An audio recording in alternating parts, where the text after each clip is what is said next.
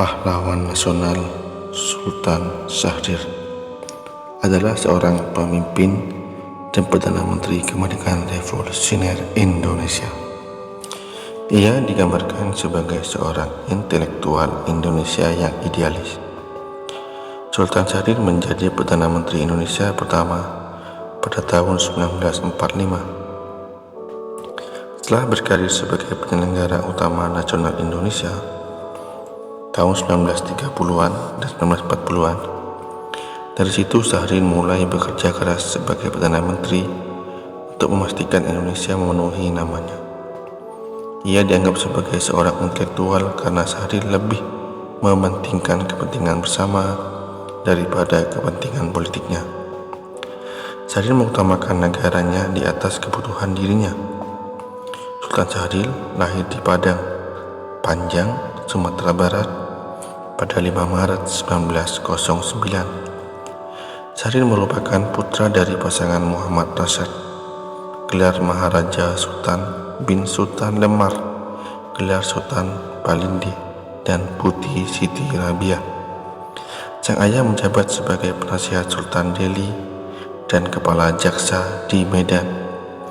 Pada awal 1926, Sultan Syahrir menyelesaikan pendidikannya di Mulo, Mir Witgetbrand Leger Onderwijs, atau sekolah menengah pertama pada zaman kolonial Belanda. Setelah itu ia ke sekolah lanjutan atas AMS di Bandung.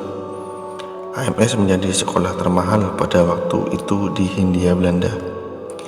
Di AMS, Syahrir bergabung dalam himpunan teater mahasiswa Indonesia sebagai sutradara, penulis skenario, dan aktor.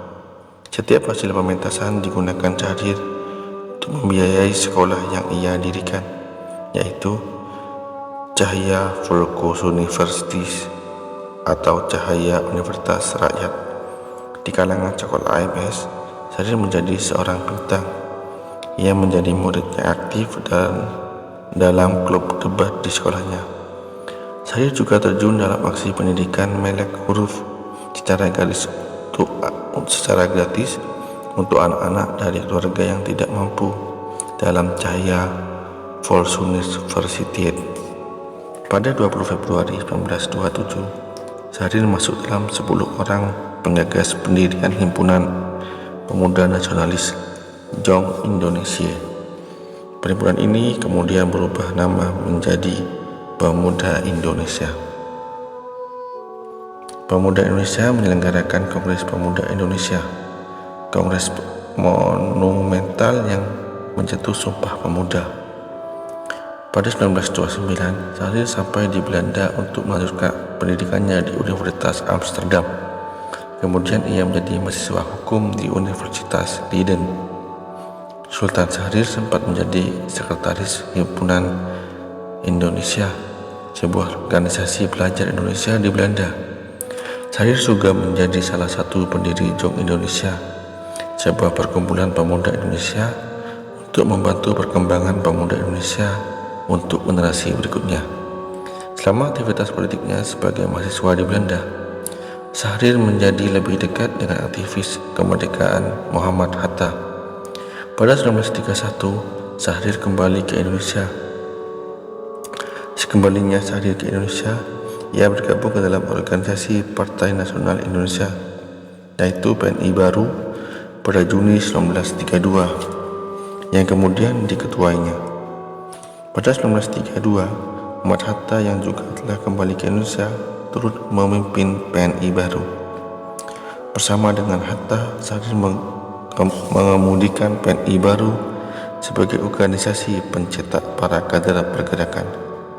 Karena merasa takut akan potensi revolusioner PNI Baru, pada Februari 1934 pemerintah Belanda menangkap dan mengasingkan Syahrir beserta Hatta.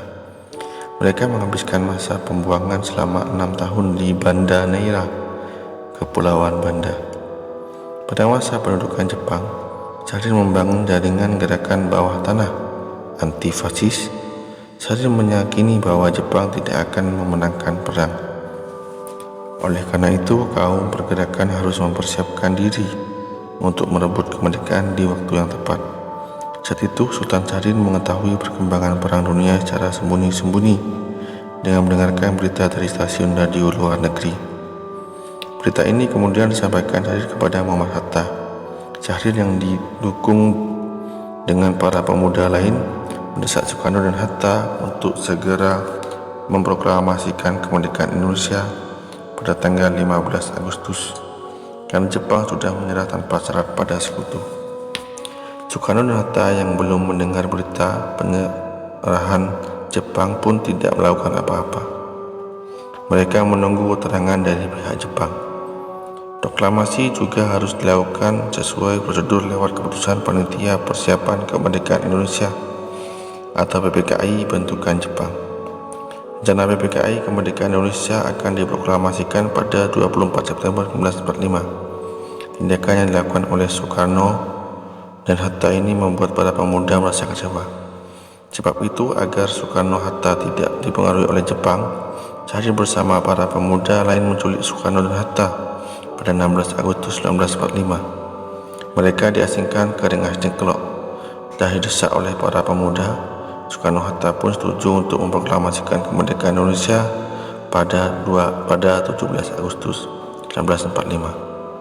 Pada 26 Juli 1946, setelah Syahrir menjadi Perdana Menteri Indonesia, ia diculik oleh oposisi Persatuan Perjuangan yang tidak puas atas proklamasi yang dilakukan Kabinet Syahrir II.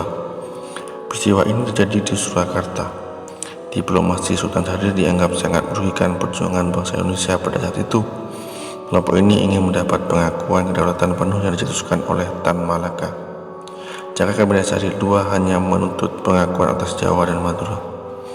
Perdana Menteri Syahrir ditahan di suatu rumah peristirahatan di Paras. Ia diculik oleh kelompok Persatuan Perjuangan yang dipimpin oleh Mayor Jenderal Sudarsono dan 14 pimpinan sipil. Salah satu di antara mereka adalah Tan Malaka. Presiden Soekarno yang mendengar kabar penculikan ini merasa sangat marah. Ia perintahkan polisi Surakarta untuk menangkap para pimpinan tersebut. Pada 1 Juli 1946, ke-14 pemimpin berhasil ditangkap dan dimasukkan ke penjara Wirogunan. Sehari kemudian, 2 Juli 1946, setelah Divisi 3 dipimpin Mayor Jenderal Sudarsono menyerang Wiroguna dan membebaskan ke-14 pimpinan yang ditahan. Pada 3 Juli 1946, Mayor Jenderal Sudarsono dan pimpinan pemberontakan berhasil dilucuti senjata dan ditangkap di dekat Istana Presiden. Setelah tragedi penculikan, Syahrir hanya bertugas menjadi Menteri Luar Negeri. Tugas Perdana Menteri pun diambil alih Presiden Soekarno. Namun, 2 Oktober 1946, Soekarno kembali menunjuk Syahrir untuk menjadi Perdana Menteri agar dapat melanjutkan perundingan Linggarjati. Perundingan ini kemudian berhasil ditandatangani pada 15 November 1946. Agar Republik Indonesia tidak runtuh, Syahrir menjalankan siasatnya.